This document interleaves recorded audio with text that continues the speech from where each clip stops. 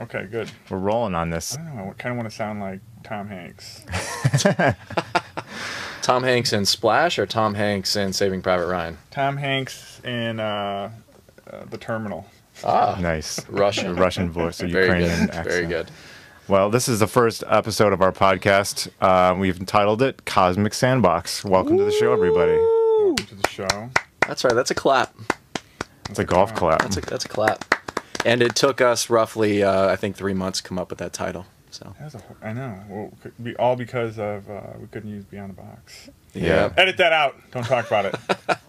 Brings up anxiety and all these. Chop that. I don't know. Pressures. Are we the government, Geoff? Are we editing out, censoring the First Amendment right That's here? what we should. We should have a foot pedal. right. We should have a foot pedal that I can just like reach over and hit, and it like censors and it beeps things out. You got to time it just right so you can just step on it and just censor out your words. It's like a drum pedal. It's a bass pedal. Otherwise, we'd have to go through it all the way in post and edit everything, and we're not going to do that. We don't have time for that. No. So what is our show about, really? Cosmic Sandbox. The Cosmic Sandbox. Well, the main reason we decided to start this show was there's a lot of stuff going on. There's a lot of stuff happening in the world, and just on every different level, whether you look at governments and institutions or just ideologies and like just social frameworks and just how people relate and work and live. And I think it's been trying to get a handle on all of that.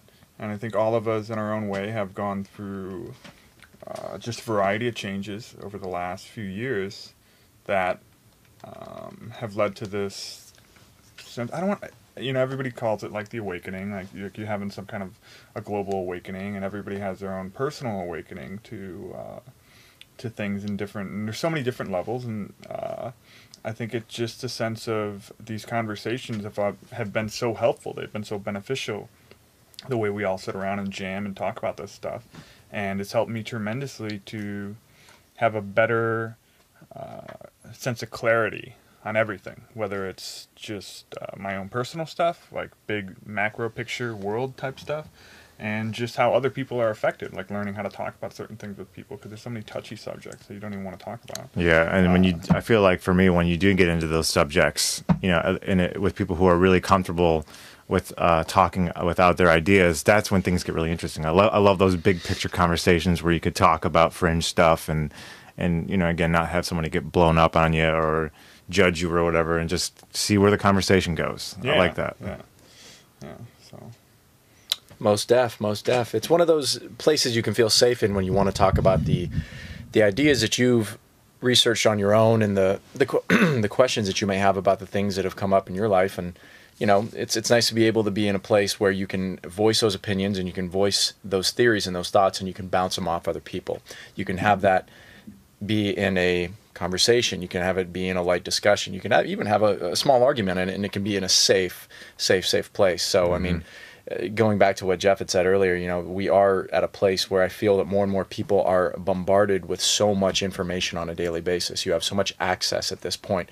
Whether that information is correct or incorrect, that is in the eye of the beholder. That is essentially where that person is coming from. So another thing that I feel that we talk about is we look at the sources, we look at the places that this information is coming from, and we do the best to apply that to what we already have as far as our thoughts and our ideologies and our minds as well. So whether it be a subject that we speak on, a current topic, a world topic, political, geopolitical, sociological, anthropological, ancient civilizations, extraterrestrial, whatever it might be, again, we are using not only our own interpretation of that, but the small resources or the vast resources that are available, and we're just making small talk, hypothetical guesses, and just trying to give a different perspective on things and play around with the ideas of, hey, what if, what about this, what about that? So, yeah. Well, the way I look at it, that the show is kind of it is a sandbox. It's a place to play. It's going to be a great big adventure, and we're curious to see, in each episode where the journey takes us. And Cosmic gives us our bigger picture word. So welcome to the show. Cue the music, everyone.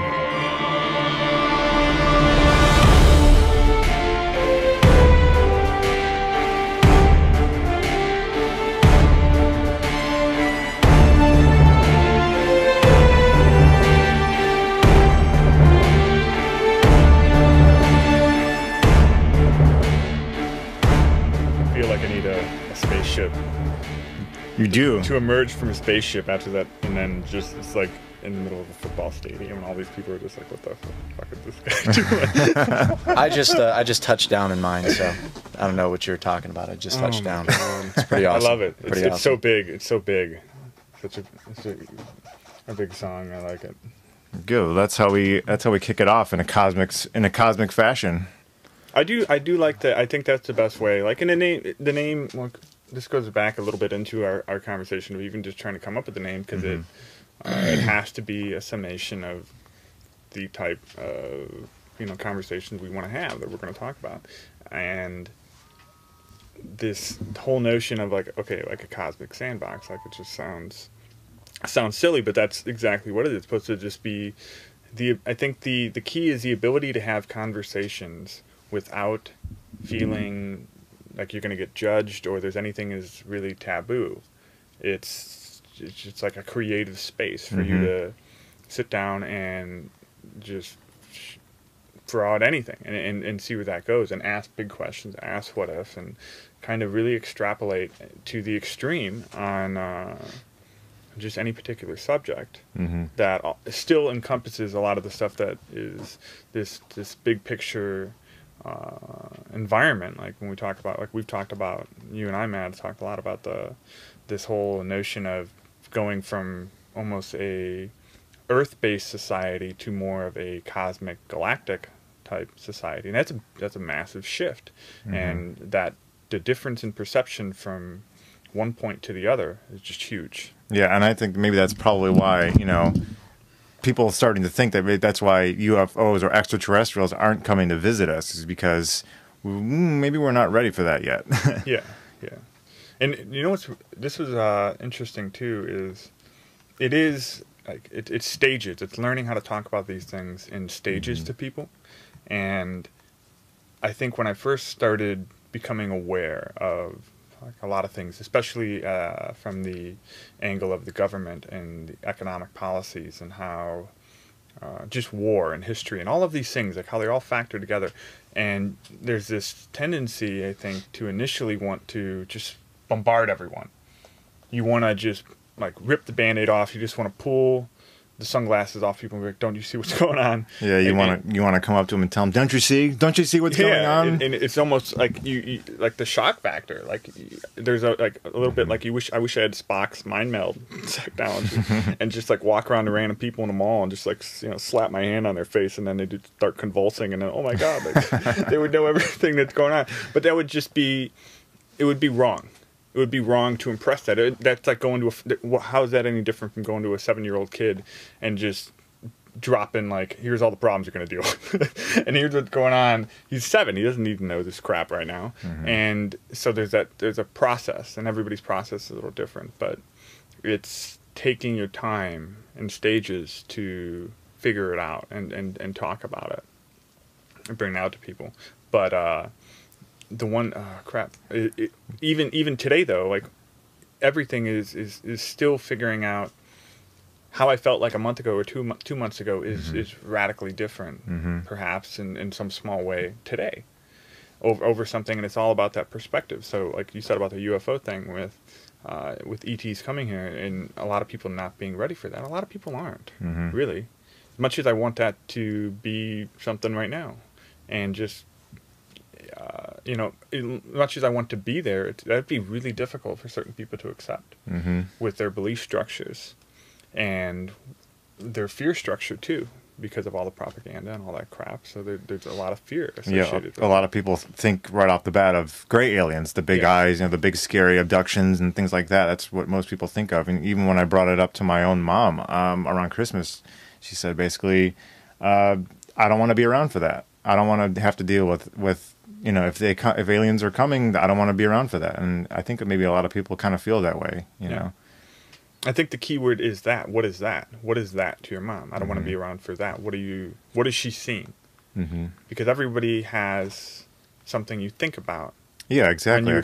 If I were to say, oh, blah, blah, blah, the Chinese are going to invade the West Coast, and there's going to be a mental image that forms in your mind. You might see them ransacking, the Santa Monica Pier. Other people might see San Francisco, whatever it is, but everyone's going to see different things and what that means for them. So your mom, when you say, if you were to say, extraterrestrials are going to start mingling with our society in the next year or two, she sees something in her mind, and she doesn't know whatever that is. She doesn't want to be around for that. Yeah, I think a lot of the public probably feels that way when they think aliens. First of all, they don't think of ET and cute aliens and beings of love or angels or whatever. They think of the scary stuff first. They think of the alien invasion movie. They think of Battle of LA or whatever. And so that's why I think the idea that I got from Ancient Aliens that I never considered before is what's to differentiate, say, angels from extraterrestrials? How do you know they're not the same thing, just given a different name? And it comes down to a vocabulary issue with people, or an interpretation. It's essentially an interpretation over time of myth, legend, mythos turning into religion, turning into whatever it could be in that culture. They essentially feel that these stories that could be passed down, normal human beings can be given divinity, given deity, like godlike powers, whatever. I mean, you've got the Epic of Gilgamesh, essentially playing itself out through the Mediterranean for thousands of years prior to, a lot of people adapting that story. It's an issue of people adapting to whatever they want to believe and what they've been taught to believe. It's just like the UFO or the ET phenom. It's a want to believe. And like anything, you can show somebody proof, but they still have to want to believe in it. So if you can tell everybody all day that there's millions of cosmic entities out there, that there's, energetic beings, that there's physical beings, that there's light beings, that there's malevolent forces, that there's benevolent forces, good, bad, all these things, but they always want proof. They always want some type of proof in the pudding, and that's what you're always going to run into, especially with older generations. And when you start to talk about the metaphysics of meditation and spirituality, I mean, they can relate to spirituality on the level of going to church, or, perhaps having an experience where maybe it was near death, maybe it was seeing the birth of their kids, something like that. Maybe they can relate to those experiences. But as far as expanding their consciousness, it's tougher to talk to certain generations about it, because to them, their whole life was built upon something that they didn't have access to a lot of this information. It was X, Y, and Z, and that's it. It's you worked at a factory for 30 years, you bought a house, you grew old, you died. Hopefully within that time, you maybe had some kids, you sent them off to college, and you bought some nice cars. That was life. That was the played out, life cycle for a lot of people for years. When that starts to change, just like if you start to bring up the fact of like replicator technology and changing what jobs would be obsolete and what things would go away. And I mean, can you imagine telling a 55-year-old mechanic that someday, hey, you'll never have to work again because there will be things that will just be reproduced? Yeah, difficult. I mean, how do you assimilate a society that has been so used to doing a process or doing some type of a job or a trade for compensation, because that's what we've built everything upon, a society built upon that. So I know I'm getting a little off topic there, but going back to the belief thing, people who don't know really quick what a replicator it supposedly is, if it exists at all, is I think of it as like a giant microwave that sits in your kitchen. It can make anything. It can make anything out of the matter of the universe. Yeah. And if you want to make a wrench, you can just program it to make a wrench, and it downloads a wrench file from the internet, and it prints out a real wrench. If you want to make a plate of food, you can make a plate of food out of it. It's like 3D. I mean, you already 3D have 3D scanners. Printers. You have 3D scanners and printers right now, and those things are building things, at a millimeter level, but they're still using raw basic materials, almost in like a sloppy fashion. Like at the atomic level, it's the equivalent of building and like slapping like sloppy joes together. It's just like gross matter material being like slapped on top of another. But and it's very slow. And it's still a tedious process, and you can't do combinatory like combinations and like all kind. You can do great things, but it's still very it's like really early technology. But if you get down to the energetic level, like I don't know if replicators would work in. There's two different like ways I could envision them working. One would be at the element of just like being like a neutron. Like if you just had raw energy, and then because if you take a neutron and split it, you get a proton and electron. Like they're the same thing. They're made from a neutron. So you just take raw cosmic energy and you repurpose it and direct it in the way you need. And so you use protons and electrons, and you spin up atoms. So you can just manifest and create atoms and line those up, and you've got a product. Or it could be more of the way that Preston, just one interview is like I've listened to, it's like Preston Nichols, and he talks about the Montauk Project, and that's where you had all of the basically like the mind control technologies of the CIA, and like they had all kinds of crazy stuff that they were playing with, and they had this chair that they could then you could hook a psychic into, and whatever he thought of, his thought energy as like a cosmic energetic pattern could create and manifest objects. Like if they concentrated hard enough on an object, they could manifest a wrench, because it would, just like in your dream, when you have a lucid dream and you could manifest objects, it's no different. It just required a tremendous amount of energy. But I don't know if is like, so you could have something that's more technical, like a replicator that's building something, like you said, like with a computer where you just download a template and it just creates it. Or you could have something that's more of like almost like a conscious computer that is coupled with you. So like as you think something, you say to it, like Siri, like a super advanced version of Siri, where you could say, I need a banana, and a computer then uses your intentions of what you need, and it does something similar where it manifests out of like the ether, out of the like cosmic space, and it just creates this banana. But yeah, that technology would just completely revolutionize every aspect of your society. Like nothing would be untouched by that. Yeah, pretty much. One of the points that one of the things I like that you said, Jason, you started talking about how everybody has like their own form of proof, and everybody's looking for proof for like things that are going on and things that they want to experience. And it does bring me to I think one of the key aspects of a lot of this type of information that comes out is this whole subject of like what constitutes proof. And we take a lot of things for granted, like just in a sense of it's like a collective whole. Like you might go on, like I've never been to a lot of these countries, but I believe they exist, and I believe they exist solely on you could say the weight of other people saying it does. Like, but I don't know. I haven't been there. I'm just taking it as, it has to be true because millions of other people say it's true, and show me these pictures and show this on a map. So I think it's true. So that you have that collective energy, and that's interesting. I think like you have collective energy that can shift and pull, and suddenly something becomes true or not true based on what the collective thinks.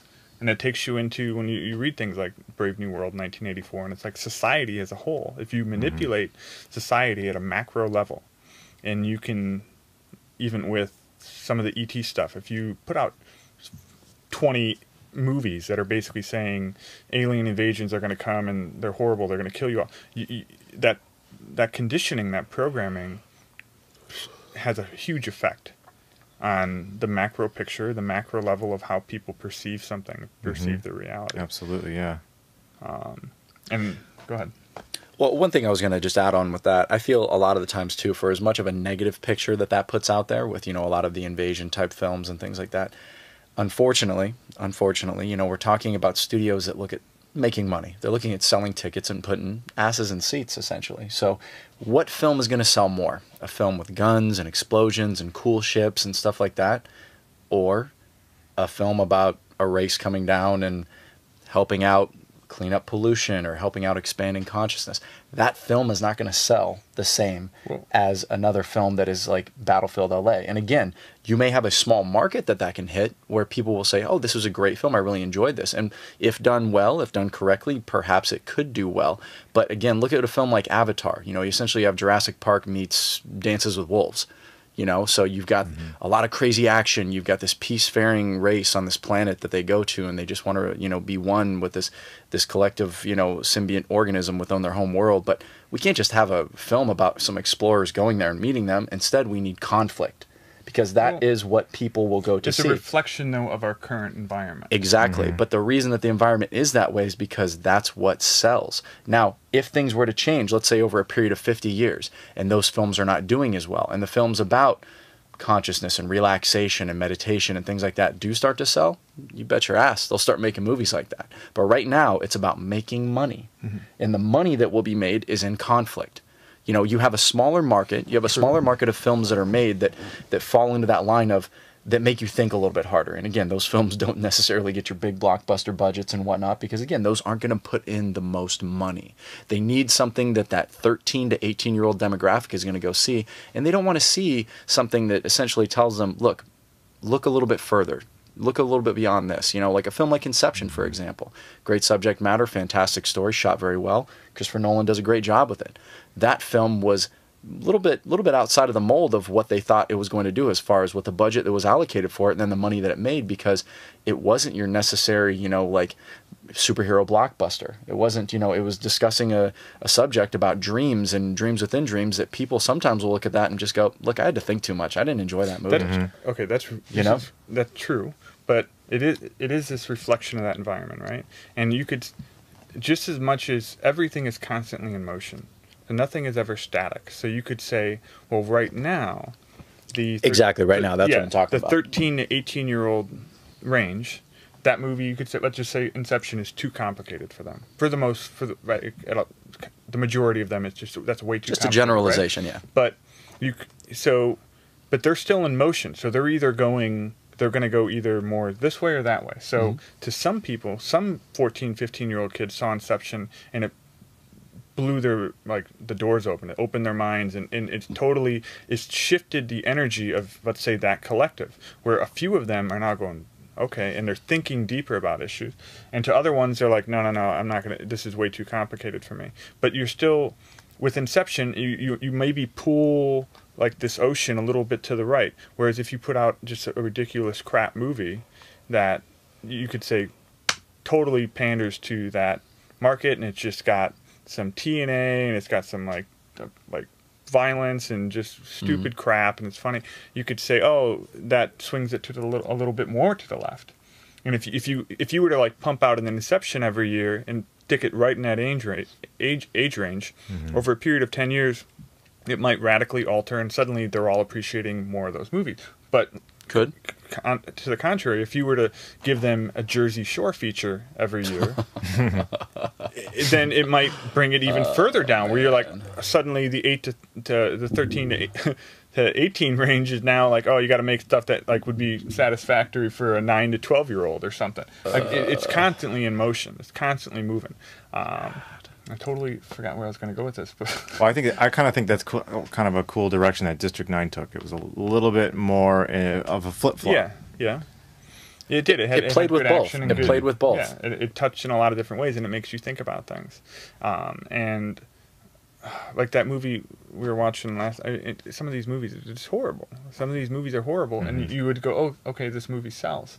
Because it has this generic human conflict. The most human conflict ever. Or not ever, but one of the most human conflicts we have is survival, dude. Just, oh crap, you're out in the middle of the jungle and some dude with a machete is trying to kill you. Oh crap, you and your friends went out to a cabin and some psycho dude's going to try to shoot bows and arrows at you all weekend. Like it just oh, now you got to survive. You don't need any good characters, and that's why you see so many of these movies. They're easy to make and they sell because they tug at you. They tap into that at primal, a very animal. Yeah, they tap into that like primal energy beneath you. But I still think I think it's also easy to say when you talk about movies, and I know you don't mean it in a negative way, but you're like, oh, a movie about like meditation, or just a movie about them coming down and helping this environment. I think there are movies like that, and they do have conflict, and they're very good. Like if I think of just like a simple drama, like even like a movie like Powder. Or something. It was a good movie, or a movie like Phenomenon with Travolta and stuff. Yeah. Like the conflict it doesn't mean that there's no conflict.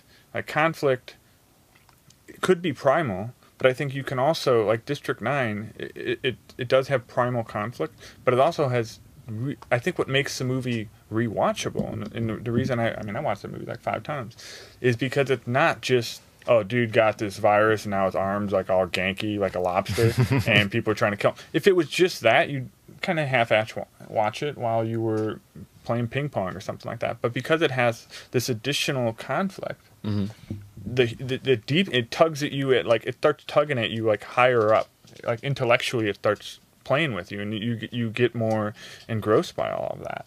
I think that's why District 9 was so successful, because it is a hybrid. It tackles the primal, but it also tackles the intellectual.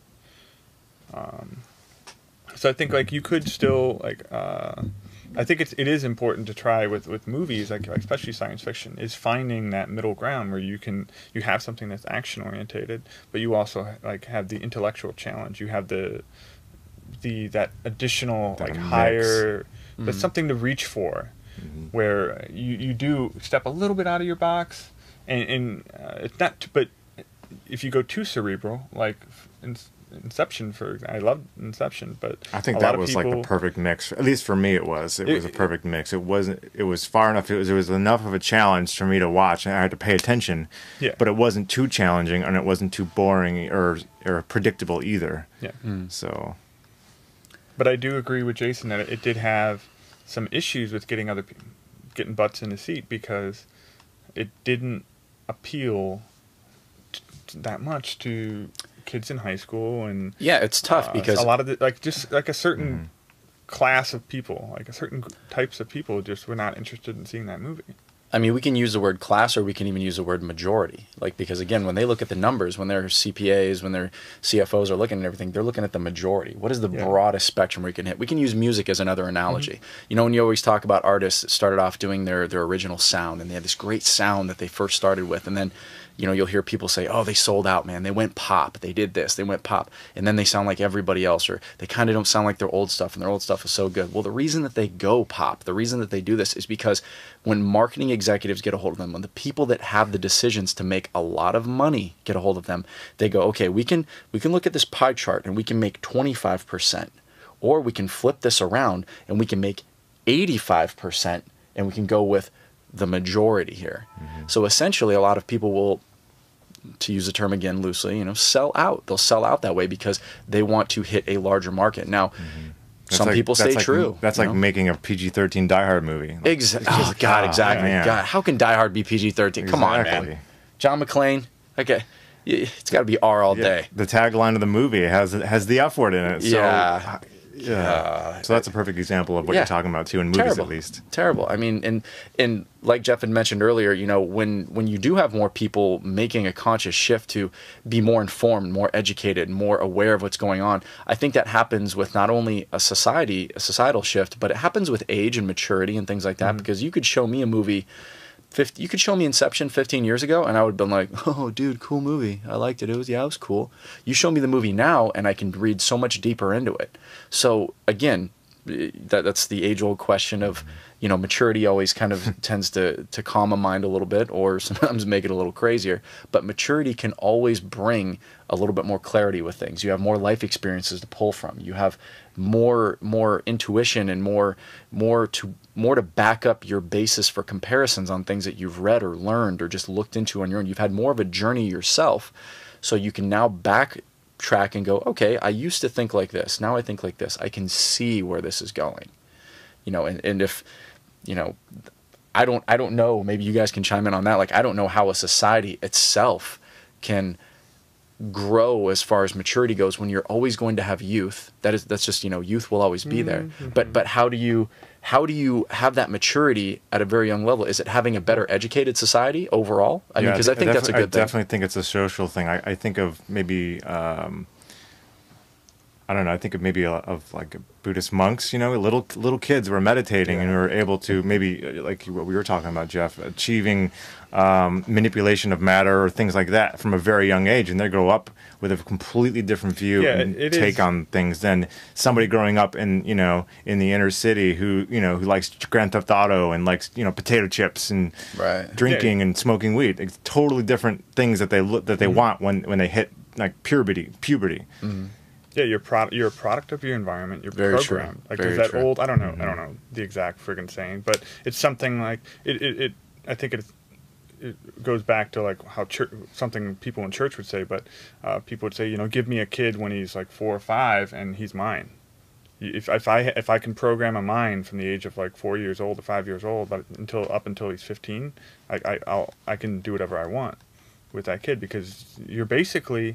I mean, it is the way that I look at human beings, is we are biological computers. And it's just programming. You're just being loaded up with software from the time you're born to the time you're an adult. And depending on your environment, depending on your locale, depending on your parents and your friends and all these things that can come at you, you could be radically. You could be anything. It's like just open source software. You could be anything. You could be this creative, smart genius, or you could be this amazing football player, or you could be this horrible gangster, killing animals or something. I mean, it really depends on all those things. But I do think maturity and awareness are two different things that I've been like seeing. Like, so even with, I feel it's almost a mistake to say a child can't be mature, because I've just read about just reading these kids in Tibet and just anywhere, just you meet kids all the time who are very mature and also very aware of what's going on, and I think it does definitely have something to do with spirituality, I feel, and the age of their soul.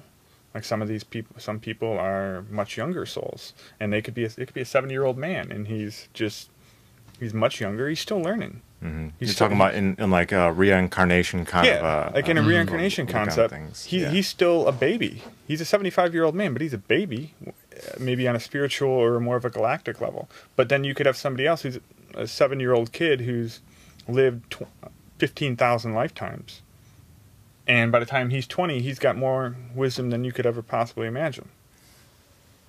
So, and he might be more self-aware of what's going on in his environment and paying attention to certain things. And it might have very little to do, and this is where I could counter-argue and say it might have very little to do with his environment. Mm-hmm. I think definitely everything factors into everything. You could still stick, like you're saying, the very wise soul, who's lived a lot of lifetimes in a very environment that would not create somebody mature, like you were saying, and they would still, they might be fine, they might be not be fine. I don't know. It's a challenge, and I got that. The biggest thing I've gotten from reading when I read about spirituality is that at a soul level you crave challenge. But it doesn't mean that people who are having relaxing lives are lazy. You might have had the lifetime prior to this. You might have had the most ridiculous, crazy, most challenging life over the last 1,000 lifetimes you've lived. Maybe this lifetime for you is a breather, and you just need to chill out, and you need to gather yourself, and you're going to be a beach bum. But that at a soul level, you can't be judged. Then you can't say, "Oh, this person's a lazy bum." No, you have no idea what that person has been through in other lifetimes. But when I first heard that concept of reincarnating and taking on different challenges in each lifetime that you live, I immediately thought of video games, because for me, when I play through a video game the first time, like a single player story-driven game, I like to play on hard mode right off the bat, because I want it to be a challenge. I want to work for it. But sometimes I don't want to work for it. I just want to sit down and I just want to have fun and do it. And it just depends on what I want to do. Sometimes I'll turn on the God mode code and all the weapons code and just run around and just blow shit up. And other times I want a challenge. I want to only be given a knife, and I want to sneak around and try and really challenge myself. So I really like that idea of different lifetimes. Variety. That you pick them when you're outside of this reality, and you come back. You pick different challenges you want to take on. Yeah. And it's all about just growth and experience and learning. It's no different. And this is this goes right into the holographic model of the universe. So as above, so below. And so if people, I think you get some backlash when you try to anthropomorphize things and attribute human-like qualities to it. But I don't think... I think the mistake is saying that it's human-like. And I think it's more that it's conscious. You could say, well, what would consciousness do? Because before you're human, you're consciousness. So at that more of a core level, this is what consciousness does. So think of what consciousness does here on Earth in human biological computers. So then, as above, so below, that's what consciousness does elsewhere.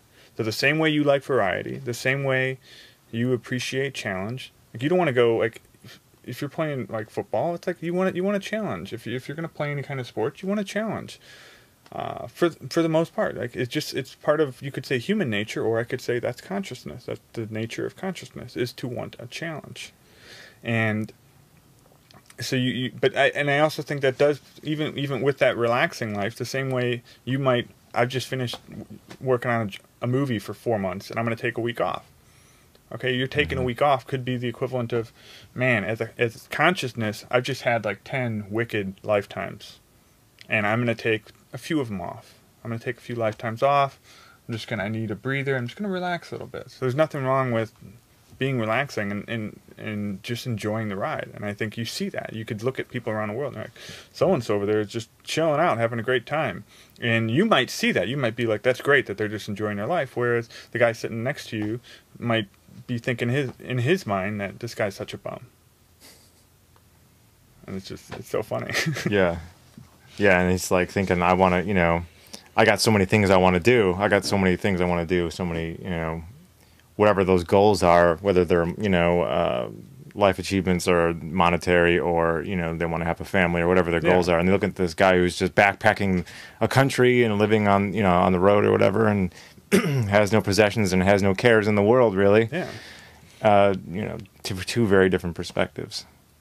I think that's what, like, another thing I've gotten just from a lot of those readings is, like, most people look at Earth as a school, but Earth is a very interesting school, and it's not ego. It's not the ego of out of millions of planets. Oh, okay, Earth is important, but apparently there's not many planets that have free will, that have as much variety as this planet has to offer in terms of flexibility. And there's so many different challenges you could take on here as consciousness, at a spiritual level, at a soul level. There's so many different things you could do that it is very unique. There's not many places like this right now, in the universe, where you can do that. Because most places, if you think about all the crazy shit that's allowed on this planet, with wars and just getting into that, just think about war and death and murder and greed and all the really dark alleys for you to explore, coupled with the complete opposite. Mm-hmm. You can have these wonderful lives that have nothing to do with any of this stuff. You could have a simple life living on a ranch in Colorado on a farm, where you just relax, read, and work with the land and the animals all day. You could have the most relaxing, amazing life there, just relaxing, just hanging out. Or you could have the most chaotic, scary nightmare living in some of these countries that are you don't know if you're walking down the street if you're going to get gunned down by an AK-47, or some people just aren't going to like. It's crazy. Mm-hmm. The options you have here. So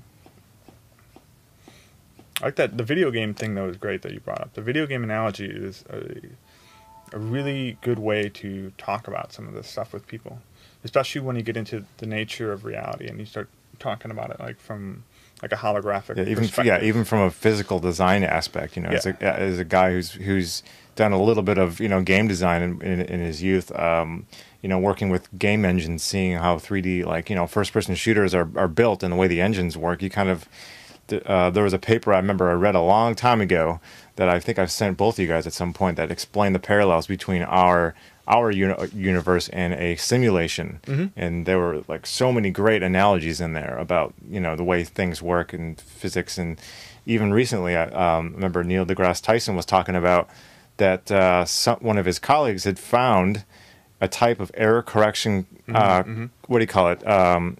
Coding. Yeah, error correction. When you do, there's some kind of code. Yeah, what's the it's what's in the the machine code language where found in the physics of our universe. It's self-correcting code. Self-correcting code found in the physics of our reality. That's something that we made in a computer to do web searches or whatever. And that's just kind of a mind-blowing idea. Yeah. My God. That was deep. That was very deep. You did. There was another point, too, I was going to bring up about earlier when we were talking about movies.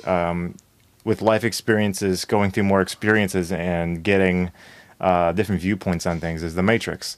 Having kind of gone through a kind of a personal awakening or a different or a view shift of reality in the last year, just like Geoff has, watching The Matrix again, see the entire thing in a completely different way. Mm-hmm.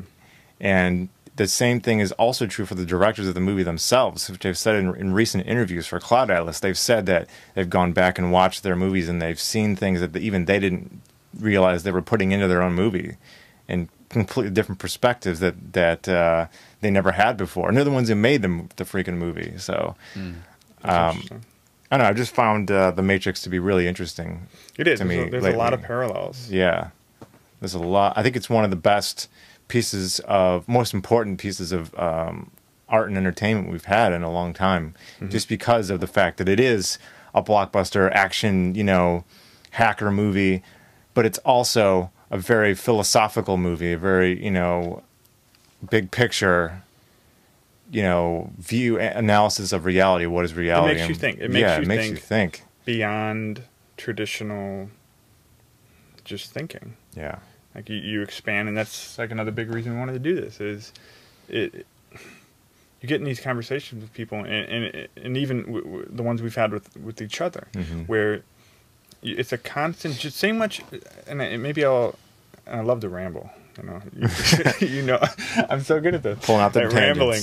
But when we're working out, we're talking about working out like challenges, right? When you're working out, it's like you have like a partner, somebody there who's like kind of pushing you along. But even you're in your own way, there's that sense of you constantly, you're raising the bar, but you can't go from curling 30 pounds to suddenly curling 80 pounds. You just can't do it. Like you got to slowly work your way up. And with each little like conversation, or each time you're rewatching The Matrix, let's say you just rewatched it every month, but in between that, in the interim, you were reading on different topics. You would see the reflection, like, oh, now I've read about, occult symbolism, so now I'm starting to see something. Or I've read about like parallel realities or the nature of time. So if you start to read about space-time, time-space, then all of a sudden you have different interpretations of this. If you read about déjà vu and like study it, then you have a different appreciation, a different perspective on some of the things that are happening in the movie. And another thing that has helped me tremendously is there are certain things I've rewatched many times, like that David Icke thing that we watched, the first one, The Lion Sleeps No More. Yeah. That was the first time I watched it. I forget when that was, but like I kind of got it. I'm more so talking because he talked about so much stuff. But when he talks about the nature of reality, how reality works, the whole wave particle, and how reality is holographic, and how it's coupled with your own consciousness, and you are creating your reality. All of those notions, and like the biological computer. That was like some of my first exposure to these ideas in a like just absorbable fashion. In other ways, like I'd heard things in passing, or I'd read little excerpts online about things, but it was seeing enough of the puzzle pieces together at once and then putting them together into an image. But I still, I watched it like 2 or 3 times over like a period of 6 months. And it wasn't until the third time with whoever I was watching that first part with, I really started to understand it. And I really started to see how it worked. And it wasn't as simply as memorizing like a script or memorizing something. It's nothing like that. And this is where, like Jason, when you mentioned earlier, is your intuition. Your intuition is the most powerful thing we have. It's the most powerful thing that you possess. And it's not your ability to understand something, I think, is like a dynamic like connection right to your intuitive processing, and it goes beyond just typical, like you could say, like typical brain processing is what allows you to do mathematics or memorize something, but your intuitive processing is what allows you to understand a process, which is why you need to do things. It's one thing just to watch a YouTube video. It's another thing to perform an action, and it's not just muscle memory or synapses being rewired and laid like train track in your brain and you just remember how to do it. No, it's the understanding. And then once you understand something, you can perform it in any way you need to.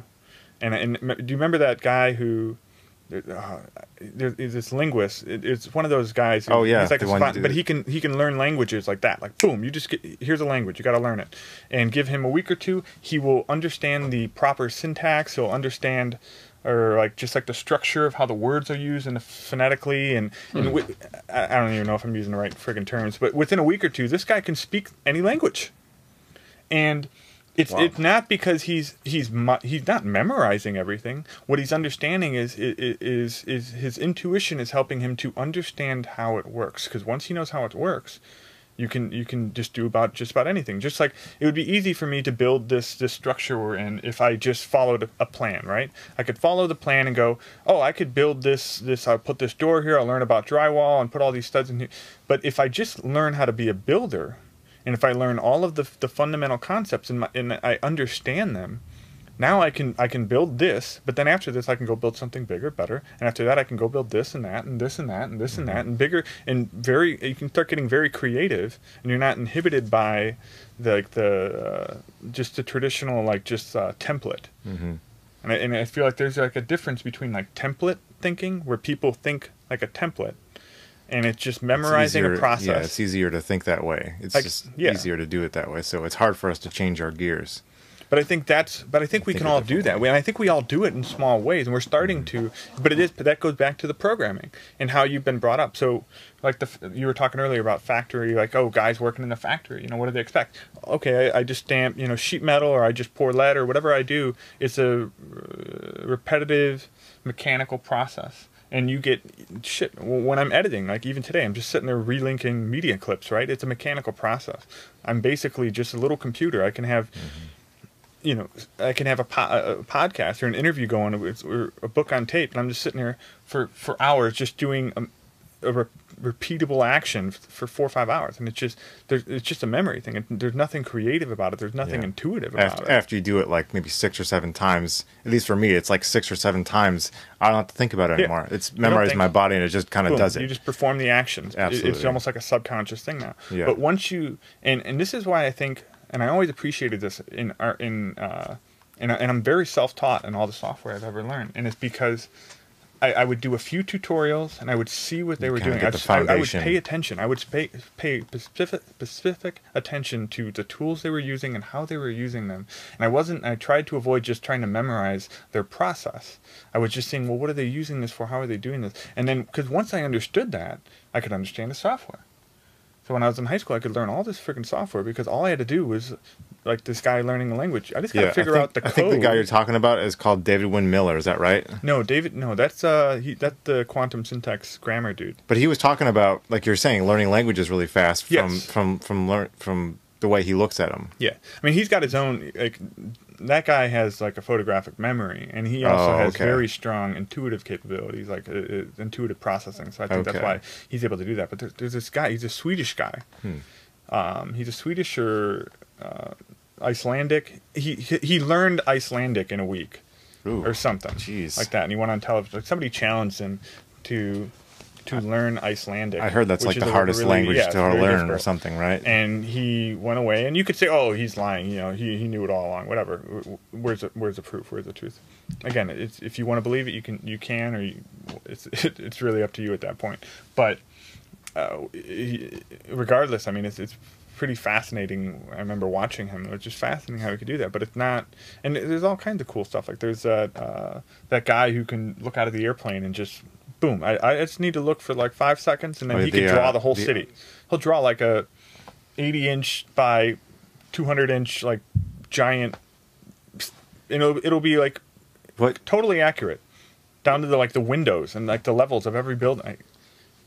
What did he have? He was autistic, or he was autistic, a savant. That's what it was. Yeah. And now the term savant is used for people that typically have a type of disorder like autism, and they have exceptional mathematical computation skills. I mean, they're essentially almost like human computers in a way, with exorbitant numbers like 15,000 times 267,138. They'll rattle it off like that. So and I don't know if the word or the term savant is typically just used in correlation with somebody who has autism, but can you use the word savant with anybody? Like if you have a extraordinary ability? I don't know. I'm not sure, like but I did see blending away, because you have people who have well, and this goes into what David Icke talks about too. I don't think it's not that you have these people who are savants and look at them, they've been just miraculously they have this skill set. I think everyone has the capability to do those things.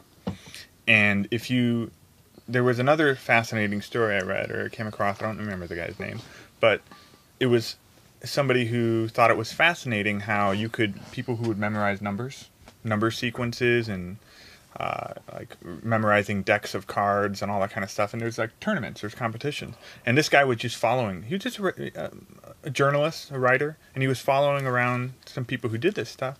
And he got interested in it, so he started practicing with, hey, what's your formula? How do you do this? Started programming his mind. And took him about a year or two, and then he started winning competitions. And he could because it just, if you want to throw the energy at it, if you want to put the right energy into getting something done, you can do that. It's just time, and time is nothing more. Time is just energy. So throw the energy at it, and you can do that. My buddy, I just posted this short, this gorgeous short that I just put on my Facebook that, my buddy Wes back in Chicago. Oh, he yeah. He wants to do like an animated short, and this one that Disney just put out, it just looks gorgeous, and it's a blend of hand-drawn animation with CG animation, and it looks just gorgeous, and it's just black and white, beautiful. And his comment was, and I did it without even thinking, and he said, "Oh, I wish I could do that. I wish I knew how to do that." And I said, "Me too. I wish I knew how to do that too." But I shouldn't have said that, because if I want to do that, it's not that I wish I could just, it would be great if I miraculously could snap my fingers and have that capability. It's simply energy. If you want to put the work into it. If I want to know how to do that, I could drop everything I'm doing right now. I could stop working on that movie, stop doing everything. And I could just start loading up After Effects tutorials and how they did this, and start looking into animation tutorials, start drawing, I could do that. It's just the energy. Do you want to throw the energy into figuring out how to do that and get it done? But see, I totally just derailed our conversation there. Now I hear a buzzing. I was just trying to figure out, we're still working the kinks out of this podcast. I hear like a woo. Oh, that was woo. My phone. Okay, so it was someone's phone ringing. Yeah, but I can't even hear it. I'm half deaf. Okay, there's like a lot of buzzing and from the lights and things in here. I just wanted to make sure it wasn't something that I was doing. No, it was my phone. All right. The audio engineer in me is, feels very guilty when there's a buzzing noise in the recording. I know you're a professional. This guy's a professional. I was going to say perfectionist, but you are a professional. Trying to nail both of those aspects, gentlemen. Mm-hmm. Where were we talking about that I got totally sidetracked on this? And this is just going to happen a lot. That's fine. I know. That's how real conversations. That's how they really go, though. I'm fabulous at just going off on tangents. It's good. Is there anything else you guys wanted to talk about? I mean, we have another maybe 7 minutes left. Otherwise, we can keep going. What are we doing? An hour today? Yeah, we're at an hour right now. Okay. Or 52 minutes right now. Yeah, I think we covered a few topics here today, from what the influences are, things that we've essentially kind of researched on our own and delved into on our own, just in our own time and our own questions and feelings, whether it be through not agreeing with the status quo or just feeling that whatever is being fed to us is the proverbial bullshit spoon being shoved in your mouth, and you just have to take it. And each one of us kind of has searched throughout the time of just questioning and wondering and just digging a little bit deeper, and that can cover a lot of different things. It can cover a lot of it can cover the way that the monetary system is set up, the way that jobs are set up, the way that relationships are set up, the way that it can cover a lot of different topics. And that's what's nice about this Cosmic Sandbox. You bounce around on things and you have fun with it, and and there will be conflict and conversation and argument, and that's a very normal part of the process too, because I don't think you can have conversation without some type of a minor amount of conflict. Challenge. Yeah, you're going to have different views, you're going to have different angles, you're going to agree to disagree, and that's fine. You are always trying to make connections with people, and essentially I think we as human beings are always not just trying to connect, but we're trying to get our points across as well. You know, you want somebody to understand you. You want them to see your side of things. And a true sign of intelligence, this was a quote that I read a long time ago. You know how everybody's always got like a cool, awesome quote they leave at the end of their footnote of their email, you know, like you always got that friend that does that. Yeah. But it said a true sign of intelligence is somebody that can take an idea that isn't their own and they can still listen to it and they can still absorb it and digest it. And they don't have to necessarily accept it. Absolutely. But they can listen to it and they can say, "Huh, you know, that's a different perspective on things. You know, I didn't think of it that way." And you can either agree or disagree with it. But you know, the minute you just shoot it down and say, "Oh, well, that's fucking garbage," well, then you're being closed off. Then you're just saying, "Oh, well, yeah, forget it." Then you know. Yeah, you're basically entrenching yourself into a certain state of mind. Yeah, you're throwing a wet blanket really over grow everything. From that. It's very difficult to grow from that. And that's something you're up against. That's part of the resistance is how do you approach in what's interesting is a couple good things I heard earlier this morning, or just like thoughts that bounce around. It's like, and this goes back to our initial thing of, you know, some people aren't ready for things when you want to talk to them about it. But if somebody doesn't, you can put something down in front of somebody. You could lay down, if you want to say it's proof or whatever. You could show somebody something. If they want to, they can either look at it or they can look away. And they could stay where they're at, and there's nothing wrong with that. If people don't want to, if the people aren't ready for certain information, they just want to pretend it's not going on, that's fine. I just want to interject real quick on that and say another thing too that I feel that we run into, especially with older generations like our parents and whatnot, and people that have been in this humdrum, this mindset of this is exactly where this is going. I'm going to use computers and technology as an example. Okay, text messaging, webcams. You know, things that we today are using on an everyday basis. You know, teenagers are using them even more readily. I mean, I've read statistics that say that, you know, children are becoming more and more illiterate due to the fact that they don't write enough and they're not writing correctly, and their communication skills are falling off because they're not communicating back and forth better. They're using these devices. These devices are essentially connecting them that. Is it connection? That's completely subjective. That's completely subjective point. But the point I'm trying to make with it with the older generations is these devices can help them. They can help them in connecting with people, connecting with family members, connecting to other people, connecting to finding out times of movies, finding out if these groceries are available, finding out if this product is available. But they are so set in their ways of doing things the way that they've done them, they are afraid to change, or they feel that what they've already got going, because we all know this, as you get older, a lot of people will typically tend to get in a certain mindset and they don't want to learn more things. They're like, look, I've gotten this far, I don't want to learn more. And that's not everybody. This is a small percentage, again, of people that will just tell themselves, hey, I've already got to worry about my mortgage, my property taxes, my kids. My kid's got a kid on the way. I'm worried about retirement now. I got a 401k. You stack all of these things up. We've had these discussions before. How, with all of these things that are going on within their world and in their minds, do they have time to stay on top of the political race, to stay on top of any type of a spiritual awakening, on top of any type of a, you know, change? And the system that built those walls and confined them in within that did a very, very good job of that. Did a very, very good job of building this proverbial igloo around them where they only have a small window to crawl out of every day. Maybe it's that 16 minutes in between coming home before their kids get home from school. Maybe it's that half an hour when they lay down with their wife and they're checking their iPad for certain things. But if you haven't developed the skills over time to question and want to search out more knowledge, you won't. I feel that you won't. You will essentially continue with your cycle, and no offense to anybody, but ignorance is bliss in that way. Ignorance is bliss. You essentially continue with your cycle, you let it happen, you let it be what it is, and you just say, hey, I'm working and I'm paying the bills. Hey, I'm working and paying bills. I can't tell you how many people I've talked to that said that. And I just wonder, isn't there more than that sometimes? Yeah. I mean, I don't want to sound too, granola, not shaving my armpits, hugging trees or anything like that, and no offense to folks that do that. But, working and paying bills is an essential part of life in the format that we have laid out, but there are also questions that you have to have, right? There have to be things that something must have popped up once and you go, that just doesn't sound right to me. And then when you maybe did a little bit of digging, a little bit of searching, you find, wow, that really doesn't sound right. Why is this even like this?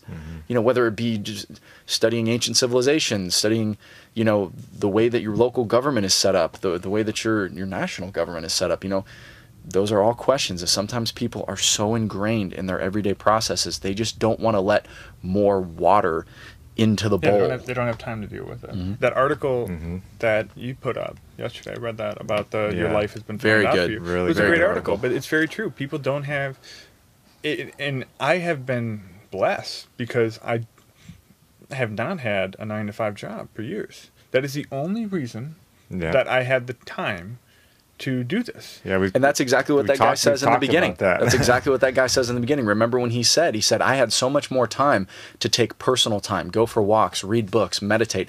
And he said, yeah, I definitely had a lot less money.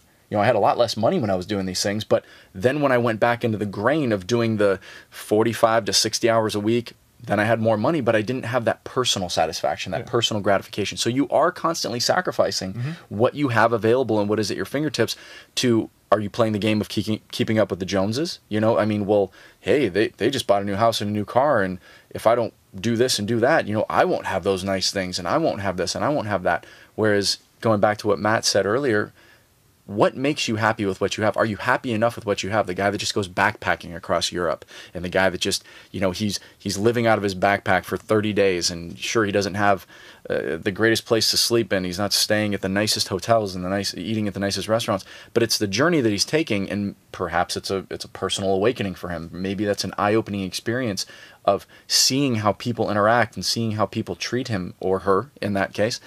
That is the kind of thing that happens when you have so much of your life just smothered with a have to. There's a great line in a film with Steve Martin. I think it's Parenthood. I think the movie is called Parenthood. He's basically an older guy. He's in his late 40s, or I think he's supposed to be playing late 40s, early 50s, but he's essentially getting ready to retire. And he's coming down to, he's in the home stretch now. He's happy, life's kind of going good. He's got one kid who's kind of got a problem, and he's trying to do the family thing as best as he can, and he's playing the baseball head coach and whatnot, and he's doing all this, and the wife tells him, hey, by the way, I know you're getting ready to retire. I know business isn't great. I'm pregnant again, and we might have another child. Granted, they're in their late 40s. This is a little unheard of at this point as well. He's thinking about the cruising years of life, where she's thinking about another 18 of, some time coming up. I'm getting to my point here. Essentially, they have this dialogue sequence where she tells him, why can't you help me on this? Like, why do you have to look at things in life of everything being like, just like you have to do this? And he literally turns around with a very stern look on his face and just says, my whole life is have to. And a lot of people feel that way because you're put into debt at a very early age. Yeah, that's what I was going to bring up a minute ago is you have this debt. As much as I would like to go backpack in Europe somewhere for 3 months, I got bills to pay. I got school loans and I got... Yeah, it sucks, man. Yeah, I can't just pick up and go like that. Yeah. Most people can't pick up and go. Most people can't take a month off to give their mind a breather, read some books, change their perspective on things. Yeah. And I mean, it's a great line because he just looks and he says, my whole life is have to. And imagine at 21 years old, you've got a kid. And then I know a lot of people will have that scenario. And then at 25, you bought a house. And then at 30, you're 9 years into your job. And then, by 40, you got 20 years in and you got all this.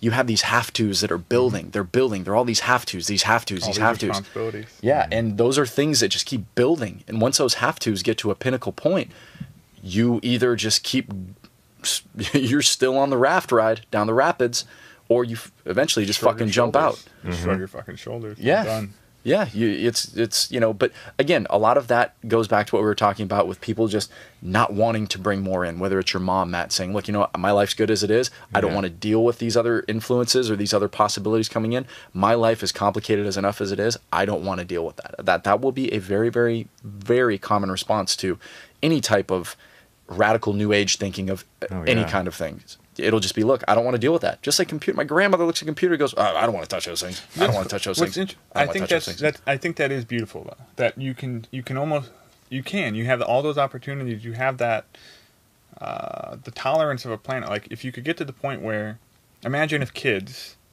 in 10 years from now are using teleporters, but you have people in their 30s and 40s maybe who are just deathly afraid of them. They're not going to... Because they saw The Fly with Jeff Goldblum. Yeah, exactly. They're like, wait, what happened? And they don't understand the technology. So maybe a 10-year-old kid might look at a teleporter and go, okay, I understand how this works. I understand like that it's a vortex energy that's going to break down my energetic frequency as just like a frequency, like an energetic transmission, and then rebuild it on the other side of the vortex, on the other side of the time. And a 40-year-old, 50-year-old man might be thinking, oh my God, you're going to break me down into little molecules and atoms, and if they don't understand the technology, there could be a lot of associated fear with the process. So they're like, I'm just not going to do that. And just like you have people today who refuse to fly, I'll only take trains, and they could still get there, but they're just not going to fly. So you could have some people who are just cool. Every day they use a little teleporter and they bounce from New York to LA or wherever they're going, or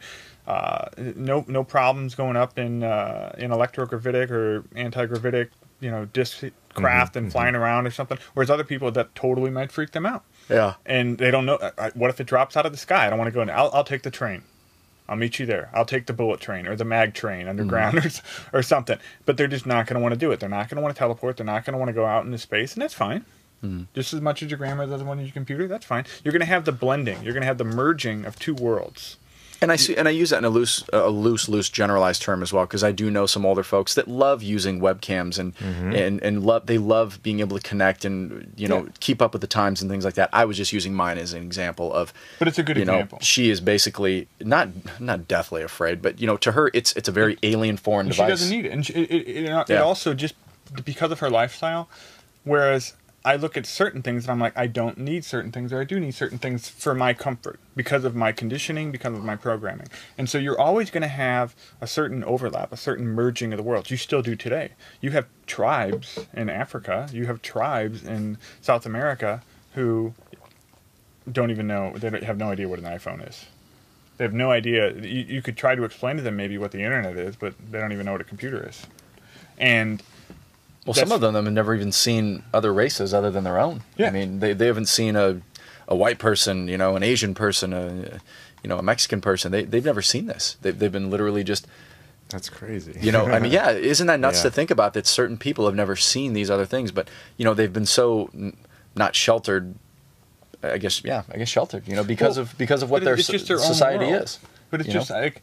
I would almost, and I don't mean, I'm not picking on it in the sense of like it was meant in a negative way, but like even just that term though, saying like something is sheltered, it's just they're in their own world. We're coexisting simultaneously in our own realities. They have, I mean, if you think about, imagine if you were in that tribe, you could think about it almost in like an Avatar sense, where let's say you're a young man in that tribe. You're just waking up and you have things you have to do that day. Maybe you've got to do something for the village, or get some fresh water, or you're gonna that today you're going out and you've been learning with somebody how to use a bow or how to use a spear or how to like do something. It's just it's just a different reality. Oh. It's a completely different reality, but you're coexisting on the same planet. You could interface and you could interact with that individual. If you could find some common language, whether it's and you could share stories and swap energies in that way. You know what I think is really interesting? I remember reading this in a National Geographic a while back, but there are actually certain tribes in Africa that don't have the word can't in their vocabulary. Oh, wow. They don't have it. They don't know. So it's very interesting to me, especially when you talk about linguistics and societies, how they build their vocabulary, where you want to talk about Ebonics or classical English or Old English or whatever. There are certain words that we've developed due to where we're at in our society, but there are certain tribes that do not have the word can't in it. Now I'm sure they do have something else that shows apprehension, or possibly that if you told the guy to fly, maybe he would just use some type of a myth or a legend to talk about something. But if you asked one of us to say, well, we'll go fly, well, I can't fly. I can get in a vehicle and I can fly and I can do these flying things, but we have developed in our vocabulary, in our grammar, the word can't, the cannot. I cannot do this. Whereas there are some people out there that have never heard the word can't. Never even heard it. They don't even know how to associate it. There's no concept in their mind. Can't? What do you mean can't? So again, like I said, there's probably something within there that they do have another term for equivalent that. Of that. Yes, because it'd be like, hey, dude, go kill that lion with that spear. He'd be like, whoa. What if he just laughs? That's a bad be his version of can't. He's like, that's a really bad idea. Instead of can't, it's such a bad idea. But I'm gonna need some boys to go do this. We need about 6 or 7 more guys. I like that point because if you think about it, language, and you could do we could do a whole friggin' show just talking about language and how it affects so many different things. But language is confinement. It's putting certain things in a box because you associate concepts, ideas, and just expressions, and part of the programming is all language, right? It's everything that's going on there. It's just you are limited to certain words, certain concepts that you can apply in your head. And one of the things I've read that I thought was really cool was how different languages radically rewire your brain based on how you see things. And even like that guy you brought up, David Wynn-Miller, when he talks about like using proper syntax grammar, what it is it's almost comparatively, unfortunately, all three of us for the most part have had traditional educations, right? But imagine if we had been educated in a different way with a different manner of speaking, where just like the way that we would communicate with other people was just radically different. We could be, if you could compare it, we could be in that alternate reality way more intelligent than we are today, because the wiring in our brain would be different based on the need, that necessity, the biological necessity to have a certain structured framework of like how to communicate. Yeah, even not having a word for can't. Right, perfect example. Yeah, you could say like I could just really say something simply here and say, oh, maybe they're happier. Maybe they are happier people because they don't have as many they just don't have the associations for negativity in words, and they don't think in those ways, and they're not capable of it. It doesn't fit into their culture, and there's no need for it. And I just think that's really fascinating, and I think that's part of what you're going through today, where as people are being forced to affect either kind of change with the times, because we are in heavily things are changing. We are in a crucial period in history, and whether you want to say any of this stuff's going on or not, the fact of the matter is 2,000 years ago, people were pushing plowshares and didn't have any idea what how to do any of the stuff that we're doing today. What about 10,000 years ago? Exactly. Well, 10,000 years ago they did, or 13,000. Atlantis. But, talking about Atlantis, folks. But if you look at this radical leap going from 100 and less than 100 years ago, you barely had cars. People still rode around on horses and streets, and it's ridiculous. Okay, what's going to happen in the next 50 years, regardless of whether or not other things go on, but just from a technological perspective, now you're getting into Kurzweil with the singularity. It's going to be radical. So you either go with it, and you just hang the fuck on, because it's going to be a pretty fast downhill train pretty soon, roller coaster, whatever. Or you can just chill out. You could become one of those people where you could be a farmer and just you don't have any need for this. So you could be looking up and you could see UFOs and mega cities like in Star Trek, in the new Star Trek. There's like a giant crazy spaceship being built over there. Whatever, dude. I'm just growing my corn and reading Huck Finn here. It's whatever you want to do. The experience is yours. Yeah, especially if you're born into it. I mean, it isn't a shock to somebody if you're born into it, because once you're born into it and it's a readily available resource that you see all the time and it's around you all the time, it's no longer a shock. Because if you take an infant and if we want to use the Star Trek analogy, if it sees spaceports everywhere, and if it's growing up through its infancy and its adolescence and its young adulthood, and it's saying, oh yeah, that's a spaceport over there by my high school, and this is where a lot of the docking bays go, that isn't a big deal. Now, if you're talking to an 86-year-old guy who essentially came from a time when they were using petroleum and not clean fuel and a different type of energy source, and now we're using technology like whether it be teleportation or anti-grav, that is going to be radically different. They're just going to have that look like when I used to look at my grandfather, and he would look at the internet and he would just be like, wow, all these people are connected. Wow. That wow factor, that wow moment of wow. But to somebody who is just ingrained in the culture and just around it all the time, to them it's every day. It's Tuesday.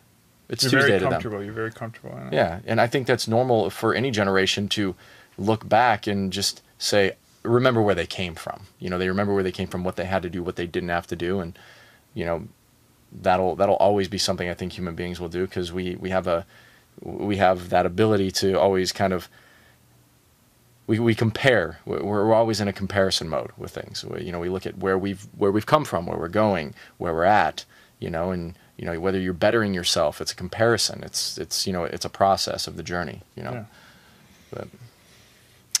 Well, I think we have to wrap up here in the next couple minutes, but another thing I wanted to make sure we do as we're talking about stuff and we're bringing up things is to actually talk about or allow one of us to plug it. So the video we were talking about with David Wynn Miller is called David Wynn Miller Quantum Grammar Seminar, September 2012, and it's a series of 25 video clips. Yeah, another article we brought up is on a website called thoughtcatalog.com. It's titled "Your Lifestyle Has Already Been Designed" by David Kane, and that's another article you can find. It was one thing that we talked about. I think maybe we should get like a Facebook page, if maybe we could post this stuff on or something. Maybe we'll do that. Yeah, I'm thinking Twitter account ASAP. Yeah, something. Oh my God. I don't know if I could do that. That's right. You're on board. I have successfully Jeff, not board. No, I have successfully not joined Twitter ever. You know, other people have had Twitter accounts and deleted it. Did you ever have one? No, never had one. Never had one? Matt, did you ever have a Twitter account? You destroyed it, Matt. I have it. It's open-ended. You do? Okay. My last tweet was like forever ago. That's all right. Okay, but you did it. Jeff, you're a tweeter. You know you are. No. I've never You're born to be a tweeter. Never. No. You're on board. Not going to happen. They're lucky I still have a Facebook page. That's true. I also kind of wanted to wrap up the show with a quote supposedly from Carl Sagan that I've posted on my Facebook a couple times. And for me, I don't know about you guys, it kind of encapsulates what the show is about. It is about outside the box thinking. And if it's all right with you, I'd like to end the show on this quote. Do it. All right, let me see if I can read it here without stumbling too much. It seems to me what is called for is an exquisite balance between two conflicting needs. The most skeptical scrutiny of all hypotheses that are served up to us, and at the same time a great openness to new ideas.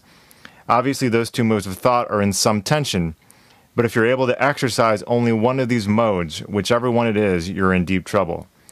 If you are only skeptical, then no new ideas make it through to you. You never learn anything new. You become a crotchety old person convinced that nonsense is ruling the world. And there is, of course, much data to support you. But every now and then, maybe once in 100 cases, a new idea turns out to be on the mark, valid, and wonderful. If you're too much in the habit of being skeptical about everything, you're going to miss or resent it. And either way, you will be standing in the way of understanding and progress. On the other hand, if you're too open to the point of gullibility and have not an ounce of skeptical sense in you, then you cannot distinguish the useful as from the worthless ones. Our species needs and deserves a citizenry with minds wide awake and a basic understanding of how the world works. That's by Carl Sagan. Very nice. Very nice. Pale Blue Dot, great book by Carl Sagan. Pick it up. So I think this will conclude our first show, and hopefully we get to do a few other ones. Yeah, looking forward to it. Signing off.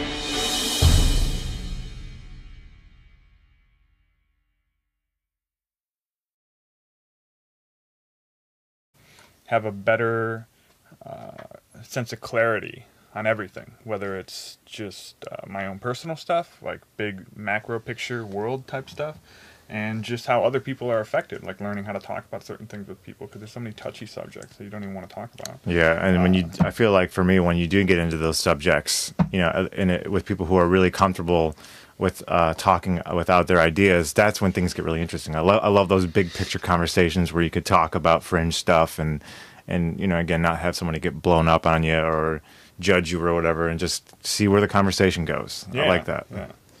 Yeah. So Most deaf.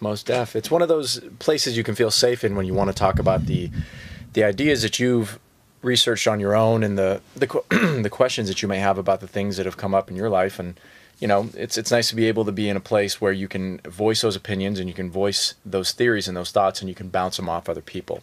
You can have that be in a conversation. You can have it be in a light discussion. You can even have a small argument in it, and it can be in a safe place. So, I mean, going back to what Geoff had said earlier, you know, we are at a place where I feel that more and more people are bombarded with so much information on a daily basis. You have so much access at this point. Whether that information is correct or incorrect, that is in the eye of the beholder. That is essentially where that person is coming from. So another thing that I feel that we talk about is we look at the sources, we look at the places that this information is coming from, and we do the best to apply that to what we already have as far as our thoughts and our ideologies and our minds as well. So whether it be a subject that we speak on, a current topic, a world topic, political, geopolitical, sociological, anthropological, ancient civilizations, extraterrestrial, whatever it might be, again, we are using not only our own interpretation of that, but the small resources or the vast resources that are available, and we're just making small talk, hypothetical guesses, you know, and just trying to give a different perspective on things and play around with the ideas of, hey, what if, what about this, what about that? So, yeah. Well, the way I look at it, that the show is kind of it is a sandbox. It's a place to play. It's going to be a great big adventure, and we're curious to see, you know, in each episode where the journey takes us, and Cosmic gives us our bigger picture word.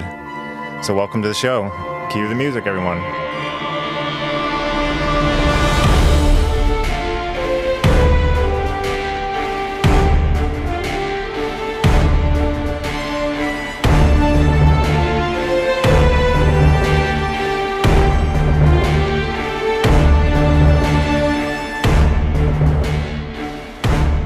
feel like I need a spaceship. You do. To emerge from a spaceship after that, and then just, it's like in the middle of a football stadium, and all these people are just like, what the fuck is this guy doing? I just touched down in mine, so I don't know what you're talking about. I just touched down. It's pretty awesome. I love it. It's awesome. so big. It's so big. It's a big song. I like it. Good. That's how we kick it off in a cosmic fashion. I do like that. I think that's the best way. Like in the name. Well, this goes back a little bit into our conversation of even just trying to come up with the name, because it has to be a summation of the type of, you know, conversations we want to have, that we're going to talk about.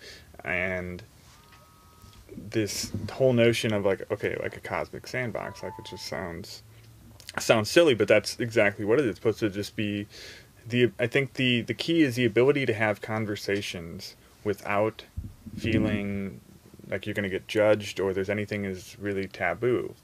It's just like a creative space for you to sit down and just throw out anything and see where that goes, and ask big questions, ask what if, and kind of really extrapolate to the extreme on just any particular subject that still encompasses a lot of the stuff that is this big picture is radically different, perhaps in some small way today, over something, and it's all about that perspective. So, like you said about the UFO thing with ETs coming here, and a lot of people not being ready for that. A lot of people aren't, really.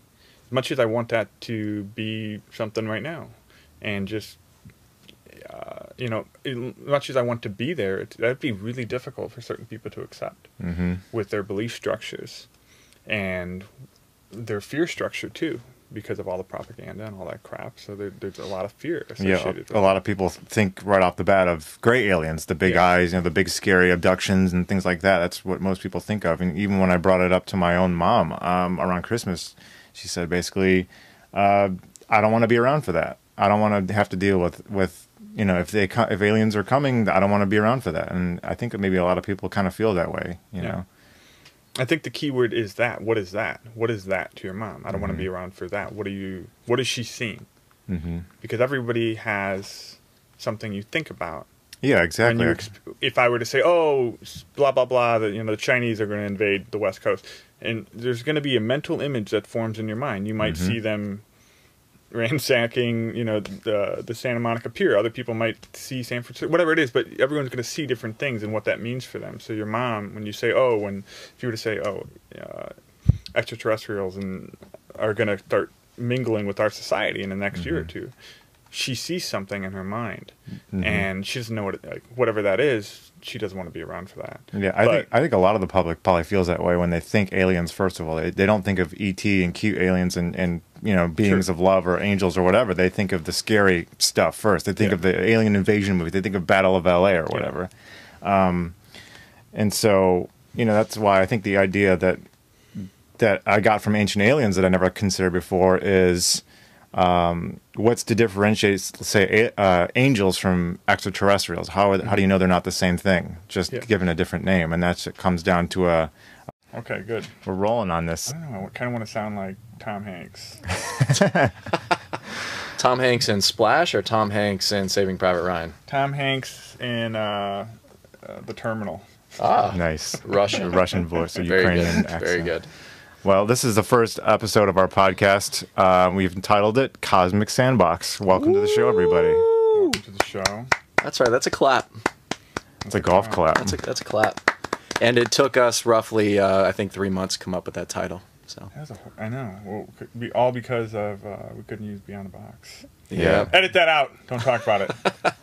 Brings up anxiety and all these. Chop that. I don't know. Pressures. Are we the government, Geoff? Are we editing out, censoring the First Amendment right That's here? what we should. We should have a foot pedal. Right. We should have a foot pedal that I can just reach over and hit, and it censors and it beeps things out. You got to time it just right so you can just step on it and just censor out your words. It's like a drum pedal. It's a bass pedal. Otherwise, we'd have to go through it all the way in post and edit everything, and we're not going to do that. We don't have time for that. No. So what is our show about, really? Cosmic Sandbox. The Cosmic Sandbox. Well, the main reason we decided to start this show was there's a lot of stuff going on. There's a lot of stuff happening in the world, and just on every different level, whether you look at governments and institutions or just ideologies and just social frameworks and just how people relate and work and live.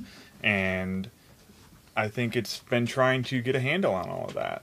And I think all of us in our own way have gone through just a variety of changes over the last few years that have led to this sense. I don't want, everybody calls it the awakening, you're having some kind of a global awakening, and everybody has their own personal awakening to things and there's so many different levels, and I think it's just a sense of these conversations have been so helpful. They've been so beneficial.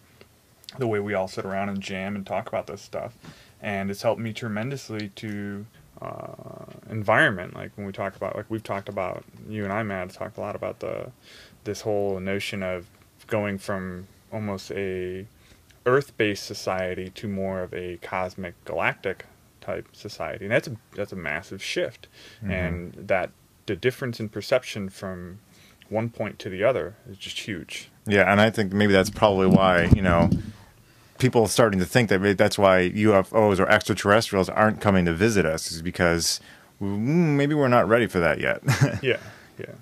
And this was interesting too, is it's stages. It's learning how to talk about these things in stages to people.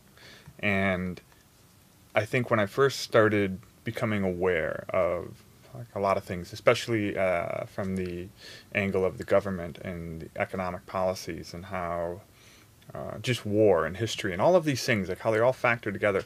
And there's this tendency, I think, to initially want to just bombard everyone. You want to just rip the Band-Aid off. You just want to pull the sunglasses off people and be like, don't you see what's going on? Yeah, you want to come up to them and tell them, don't you see what's going on? And it's almost you the shock factor. There's a little bit I wish I had Spock's mind meld technology and just walk around to random people in the mall and just slap my hand on their face, and then they start convulsing, and then, oh my God, they would know everything that's going on. But that would just be, it would be wrong. It would be wrong to impress that. That's like going to how is that any different from going to a 7-year-old kid and just dropping here's all the problems you're going to deal with, and here's what's going on. He's 7. He doesn't need to know this crap right now. And so there's a process, and everybody's process is a little different, but it's taking your time and stages to figure it out and talk about it and bring it out to people.